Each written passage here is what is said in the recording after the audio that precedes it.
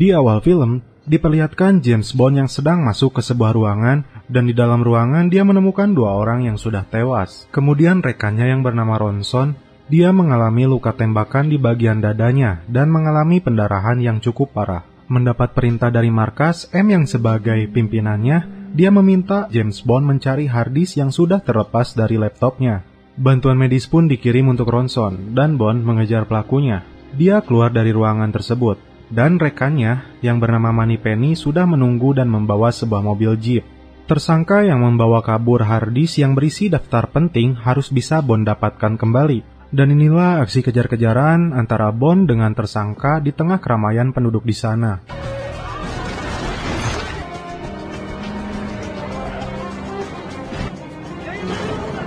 Berhasil menjatuhkan mobil tersangka tersebut, tak diduga orang itu mengeluarkan senjata pistol rifle-nya. Salah satu polisi yang mencoba untuk mendekat, dia ditembak dan terjatuh. Tersangka itu kemudian lari mengendarai motor trail. Bond yang tidak mau kehilangan jejak, dia pun mengejarnya dengan menggunakan sepeda motor trail juga. Moneypenny yang mendapat tugas ikut mengejar menggunakan mobil jeepnya. Aksi keren di tempat ini kembali ditampilkan antara motor tersangka dan Bond yang sedang berada di atas atap rumah penduduk.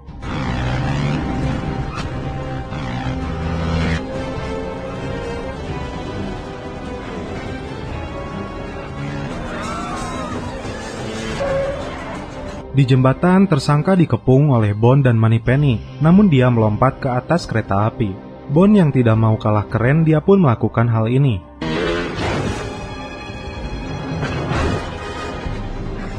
Aksi tembak-tembakan kembali terjadi di atas kereta antara Bond dan tersangka. Di sisi lain, Moneypenny ikut mengejarnya menyusuri jalan searah kereta tersebut. Di markasnya, M meminta tersangka untuk segera dilumpuhkan karena hampir berada di luar jangkauannya. Bond yang tidak pernah kehabisan ide, dia masuk ke dalam mobil beko dan inilah yang terjadi.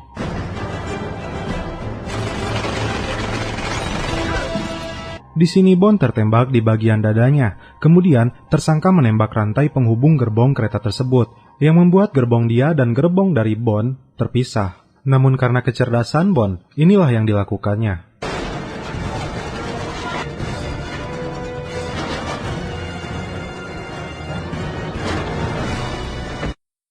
Aksi perkelahian di atas gerbong kereta semakin memicu adrenalin kita yang menyaksikannya.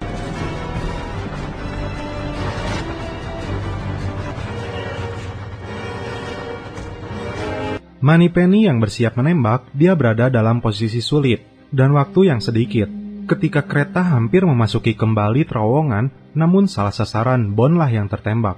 Bond yang tertembak terjatuh ke dalam sungai dan tersangka pun lolos. Dan inilah film Skyfall.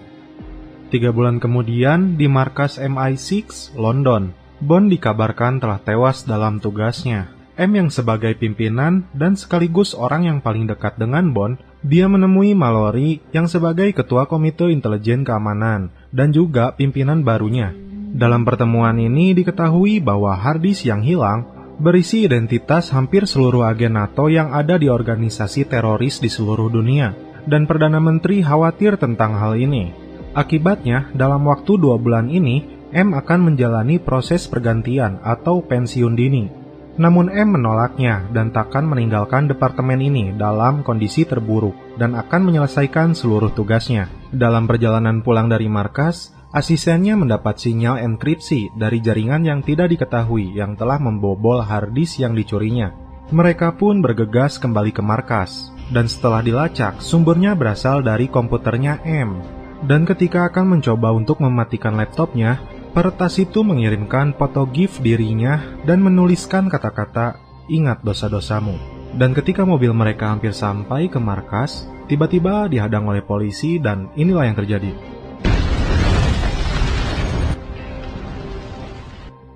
James Bond yang nyatanya masih hidup, dia sedang melakukan adegan celepot dengan seorang wanita. Dia berada di daerah pinggiran pantai.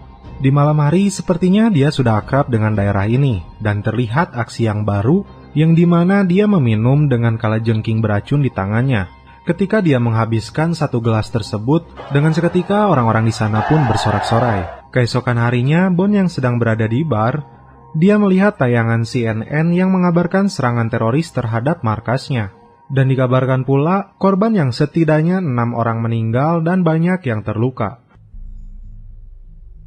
Beralih ke M yang sedang memandangi peti jenazah anak buahnya, dan dia bertekad akan mencari pelaku kejahatan ini. M yang tiba di rumahnya, tak disangka ternyata sudah ada James Bond yang sudah berada di belakangnya.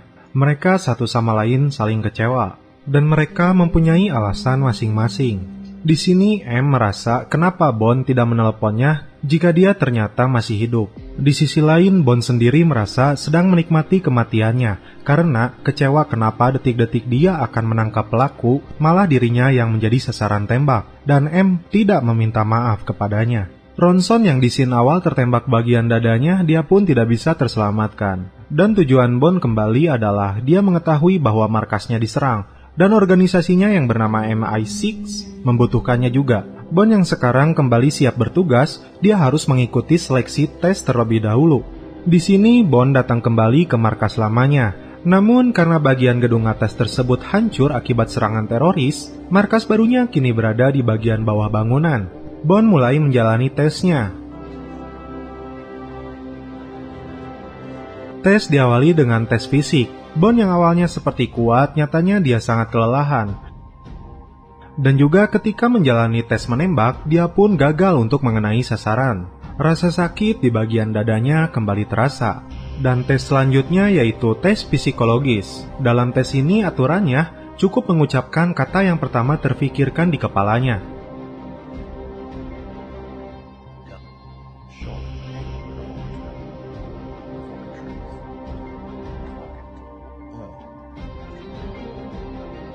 Dan ketika menyentuh kata yang terakhir yaitu Skyfall, dia langsung mengakhirinya secara sepihak. Masuk ke sebuah ruangan ganti, di sini Bond menyobek bagian luka yang berada di dadanya, dan ternyata di dalamnya masih terdapat sisa pecahan peluru, dan Bond meminta rekannya untuk menganalisa itu. Keesokan harinya, Bond bertemu dengan Moneypenny yang sebelumnya salah sasaran, malah menembak dirinya, dan Moneypenny meminta maaf kepada Bond. Bond bertemu M di kantornya. Kemudian, dia kedatangan Mallory yang sebagai ketua Komite Intelijen Keamanan yang tidak begitu menyukainya. Di hadapan Mallory, M mengungkapkan bahwa Bond lulus meskipun hampir gagal, dan dia dinyatakan kembali aktif. Mallory yang sentimen, dia tak suka dengan hal itu. Ketika Bond akan keluar, dia mengucapkan kalimat, "Kenapa tidak kau menikmati kematianmu?" Bond hampir terpancing, tapi M membelanya.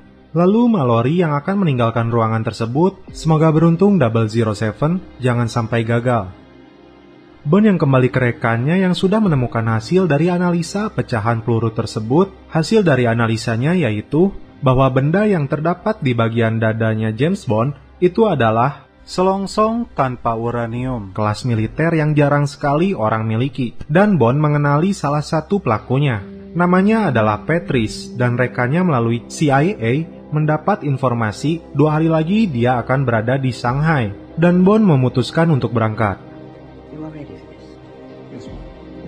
Namun sebelum itu dia bertemu dengan rekan barunya, sang ahli senjata yang disebut Key. Nah, di sisi lain ketika Bond berangkat meninggalkan rekan dan pimpinannya, di situ terjadi percakapan bahwa Bond sebenarnya tidak lulus tes. Kembali ke Bond yang bertemu dengan Key, dia mendapatkan sebuah pistol khusus yang menggunakan sistem deteksi sidik jari dan sebuah pemancar radio. Scene berpindah ke Shanghai.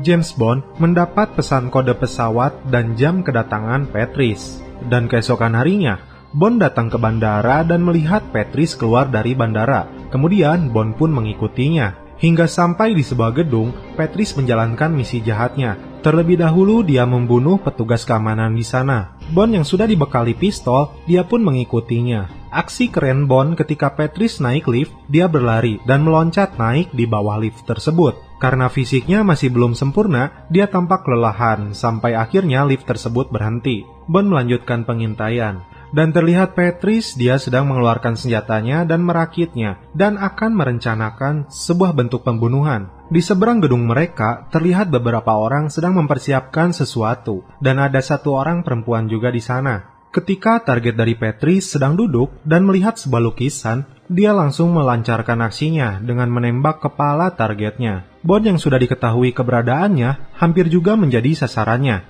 Aksi pertempuran mereka pun terjadi.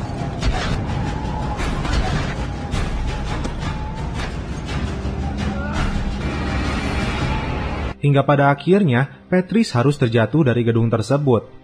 Namun di sisi lain, Bond tidak bisa mendapatkan jawaban untuk siapa dia bekerja. Kemudian Bond dengan wanita yang ada di seberangnya, dia terlihat saling bertatapan. Dan di dalam kopernya Patrice, Bond menemukan sebuah logam koin yang berlogokan naga, dan di pinggirnya terdapat tulisan Macau. Kembali ke rumahnya, M yang membuka laptop, dia mendapatkan pesan dari sang teroris itu.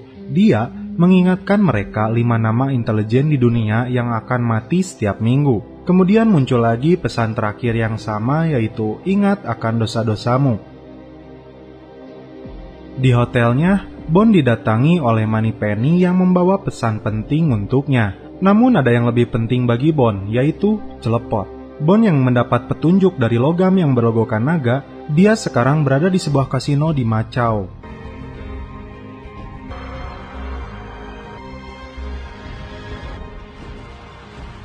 Sesampainya di dalam, Bond tampaknya terlihat ditemani oleh Moneypenny. Namun nampaknya mereka berdua berpura-pura tidak saling kenal dan berkomunikasi menggunakan mic yang tersembunyi. Kemudian di kasir, Bond menukarkan logam yang berlogokan naga. Dan pada saat menunggu, Bond melihat ada wanita yang sebelumnya bertatapan dengannya. Tak lama setelah itu, datang 2 orang yang membawa koper dan diberikan untuk Bond. Dan isinya senilai 4 juta euro. Ia pun berjalan menuju sebuah meja judi. Dan wanita itu terlihat mendekati Bond, dan mereka berdua berbincang. Karena kecerdasan Bond, dia juga bisa membaca karakter seseorang. Karena dia dapat mengetahui bahwa wanita itu yang bernama Severin, di balik gaunnya dia menyembunyikan pisau Beretta 70. Wanita ini pun mengetahui kalau Bond membawa sebuah pistol dan menebak Bondlah yang membunuh Patrice. Bond juga tidak mengelaknya dan bermaksud untuk bertemu dengan pimpinannya. Karena hal ini, Severin tampak ketakutan dan 3 orang pengawalnya adalah orang yang mengendalikannya. Dan terlihat sebuah tato di tangannya yang menandakan rumah prostitusi di Macau. Di sini Bond berhasil meyakinkannya untuk keluar dari lingkaran ini, dan Bond akan berusaha untuk membunuh pimpinannya. Untuk pembicaraan lebih lanjut, Severin memberikan lokasi di Chimera Harbor Utara, Dermaga 7. Jika Bond selamat, dia akan menjumpainya di sana. Karena 1 jam lagi ia akan pergi, dan ketika ia pergi, 3 pengawal dari Severin akan mencoba membunuh Bond. Dan inilah waktunya bersenang-senang.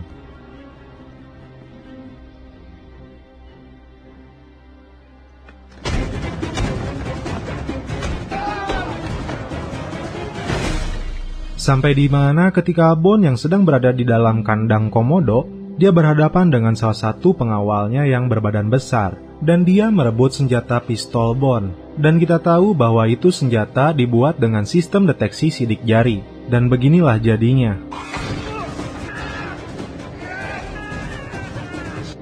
Severin yang sudah berada di dalam sebuah kapal pesiar mengira Bond takkan datang. Namun hal yang diinginkan oleh kita pun terjadi. Severin yang sedang mandi, tiba-tiba Bond sudah berada di situ. Dan seketika adegan celepot pun terjadi. Di samping itu, M yang bertemu dengan Mallory, dia menjelaskan bahwa pelakunya diduga adalah orang yang dekat dengan mereka, dan dia posisinya sama seperti Bond. Posisi yang dianggap Mallory tidak ada, dan disebut bayangan. Kembali ke Bond dan Severin, di keesokan harinya ternyata mereka berdua sudah dikepung. Dan di sini Bond langsung menyalakan alat pemancar radio mini, agar posisinya diketahui oleh Key dan markas dari MI6. Dengan keadaan tangan di borgol, mereka semua sampai di pulau terpencil yang telah ditinggalkan oleh penduduknya karena dianggap telah terkontaminasi senjata kimia. Dan terlihat juga sekilas tempatnya mirip kayak film Kung Fu Hustle pada saat Final Fight yang ngeluarin jurus tapak Buddha itu teh geningan guys. Lanjut, Bond dan Severin dipisahkan dan Bond masuk ke sebuah ruangan yang dipenuhi oleh jaringan kabel. Tak lama kemudian, sang pimpinan penjahat tersebut datang. Dia bernama Silva. Di sini terungkap, Silva dahulu menjadi agen andalannya M. Kemudian dia berkhianat pada negaranya dan menjadi seorang teroris. Persis seperti apa yang dikatakan oleh M kepada Mallory, bahwasannya musuh utamanya adalah orang yang kenal dengan mereka. Inilah jawaban kenapa jaringan markas MI6 bisa dibobolnya dengan mudah. Bahkan Silva tahu bahwa Bond hanya mendapatkan nilai 40 dan tidak lulus tes. Di sini Silva mencoba untuk mencuci otak Bond bahwa M hanya memanfaatkannya seperti dahulu kepada dirinya. Silva mengajak Bond untuk bergabung dengannya. Dengan jaringan internet yang dia miliki, dia dapat mendapatkan apapun di sini. Segala kejahatan dapat dia lakukan dari tempat ini, namun Bond berpikir sehat dan tidak setuju dengannya. Ketika dibawa keluar ruangan, tampak Severin sudah terluka dan tangannya terikat. Silva menaruh sebuah gelas minuman di atas kepalanya, dan dia meminta Bond untuk menembaknya terlebih dahulu. Bond terlihat sangat gemetar, dan tembakannya meleset. Kemudian, giliran Silva. Silva yang emang berniat membunuhnya, dia berhasil dalam melancarkan aksinya. Namun tidak bagi Bond. Tinggal tersisa Silva seorang diri. Bond memberitahukan bahwa dia mempunyai radio pemancar sinyal yang dapat diketahui oleh Key dan markasnya. Dan tim akhirnya datang dan menangkap Silva. Silva yang ditahan dalam sebuah ruangan di markas MI6, dia didatangi oleh M yang dulu menjadi pimpinannya. Dan di sini Silva merasa telah dikhianati M dan organisasinya. Dia menderita selama 5 bulan kurungan tanpa udara dan menutupi semua rahasia. Hanya satu hal yang dia ingat, sebuah kapsul sianida yang disimpan di balik giginya. Kemudian dia pun menelannya, namun kematian tidak datang kepadanya, dan inilah yang terjadi.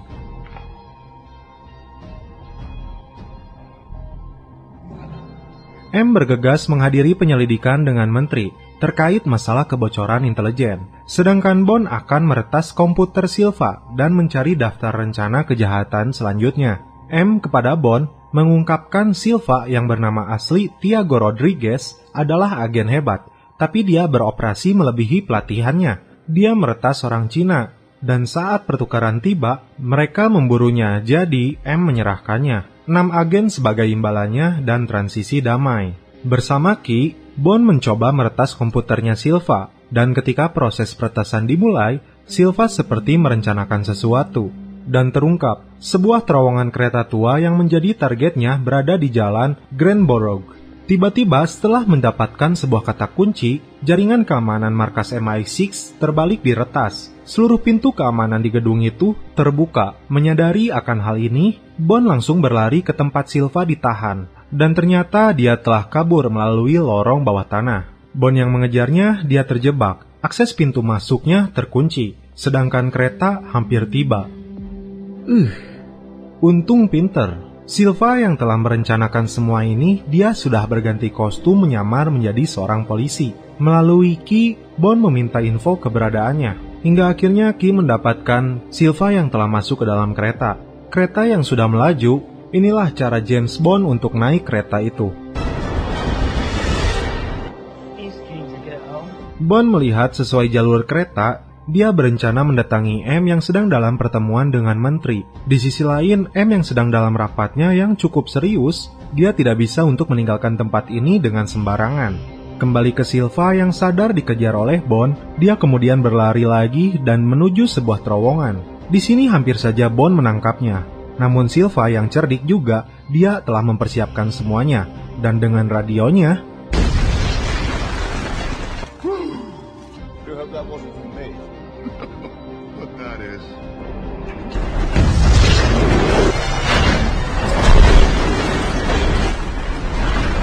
gila gak tuh, timingnya pas banget.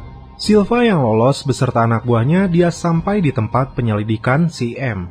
M berbicara kepada menteri bahwa dia khawatir teroris saat ini bukan lagi berada jauh, tapi sangat dekat dengan mereka, seperti bayangan. Dan kemudian,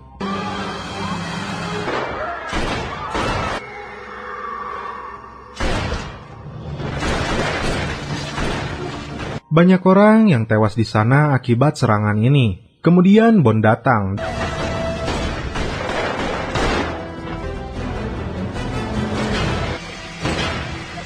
Dan M berhasil terselamatkan. Silva pun berhasil kabur dan Bond membawa M. Di sisi lain, Bond berencana untuk menangkap Silva dengan menjadikan M umpannya.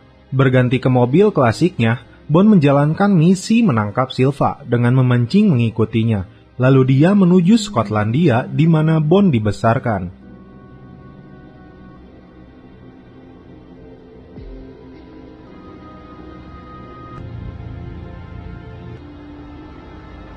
Sampai di rumah lamanya, Bond bersama M, mereka bertemu dengan Kincaid, penjaga rumahnya dari Bond masih kecil, dan dia menyiapkan beberapa senjata milik ayahnya. Persiapan untuk berperang pun mereka lakukan.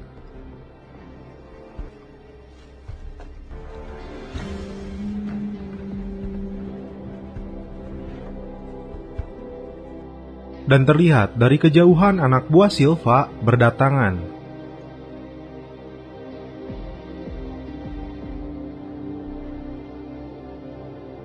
Dan ketika akan meledakkan pintu masuknya, Bond yang sudah berada di dalam mobil, inilah yang terjadi.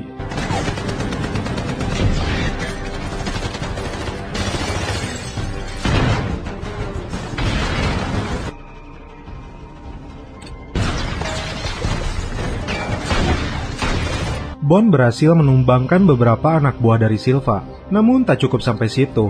Datang sebuah helikopter tempur yang menembaki rumahnya.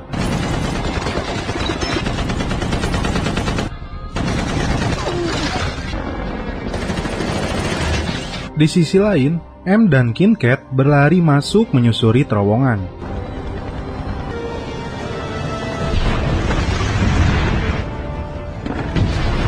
Kemudian Bond yang terjebak di dalam rumahnya, dia memasang 2 tabung gas beserta alat peledaknya, dan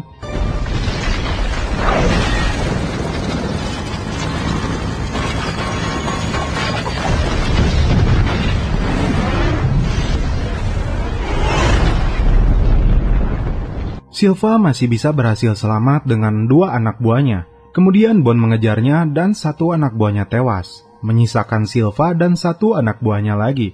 Kini Bond terjebak dalam danau yang membeku. Dalam kondisi terjepit, Bond memanfaatkan anak buah Silva dengan senjatanya dan tenggelam bersama. Dikarenakan luka M yang semakin parah, M pun meninggal di pangkuan Bond.